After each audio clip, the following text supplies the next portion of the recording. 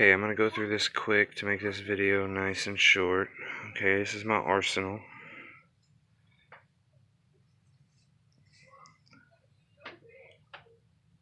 I'm going to start at the top.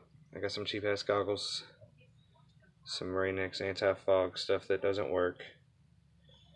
Got a molly chest rig. It's okay, it's pretty good. Lancer Tactical 19, LT 19, and my little Zelda Nerf sword there. Alright, I got a drop leg holster that sits on the side of that.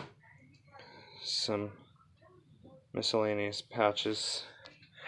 Okay, got a Taurus PT99 full auto, a Wellfire High Kappa M1911 semi-auto, and H&K MP7.